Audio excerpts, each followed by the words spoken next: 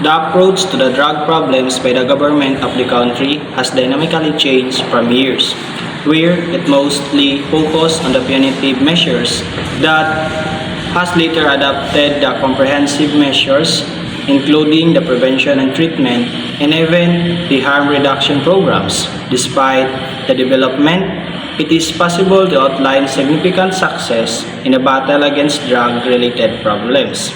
Nevertheless, the further development of the world's opioid crisis and the introduction of new psychoactive substances indicate that this is a many-sided and not fully solvable problem.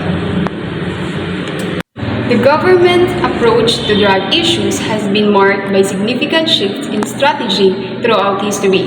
The war on drugs, initiated in the 1970s, emphasized a punitive approach, focusing heavily on law enforcement and criminalization of drug use.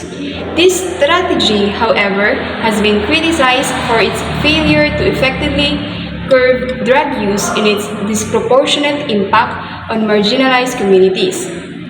In recent years, there has been a growing recognition that a more comprehensive approach is needed. The 2022 National Drug Control Strategy 3, released by the Biden Administration 5, reflects this shift, emphasizing a whole-of-government approach that prioritizes prevention, treatment, and harm reduction alongside law enforcement efforts.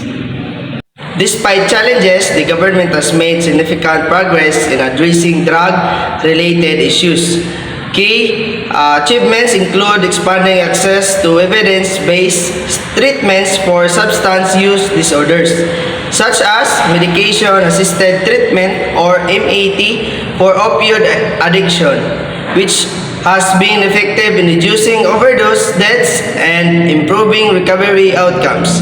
Additionally, the government has supported harm reduction initiatives like needle exchange programs and naloxone distribution, which have saved lives and reduced the spread of infectious diseases. International cooperation has also been strengthened to disrupt drug trafficking networks, reduce illicit drug supply, and combat money laundering. In conclusion, the policy adopted by the government in regard to drug problems have shifted along the years, but only recent society realized the importance of the multifaceted perspective of drug policy, which involves prevention, treatment, and reduction of the negative impacts. Despite the success stories, there is still a pressing issue such as the opioid crisis and appearance of the new psychoactive substances, indicating the scale of the problem. Combating drug use includes the need for sustained funding and research-based organization initiatives, access to recovery, support for harm minimization and related anti-drugs crusade efforts, and fundamental causes of drugs use. Thus, the government should employ equally many-pronged strategy enabling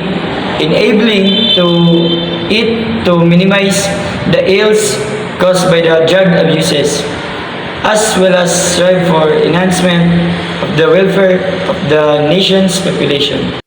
The nation's drug problem is complex and requires a comprehensive approach that includes prevention, treatment, harm reduction, and law enforcement reform.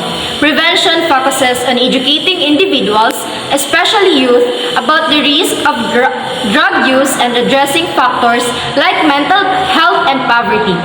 Effective treatment must evidence-based, accessible, and holistic, integrating mental health and long-term recovery support.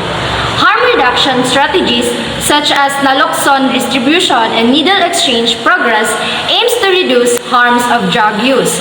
Law enforcement reform, including the decriminalization and prioritizing treatment over punishment, is essential in reducing mass incarceration and stigma. A coordinated effort in these areas will promote a healthier and more just society. And that would be all. Thank you.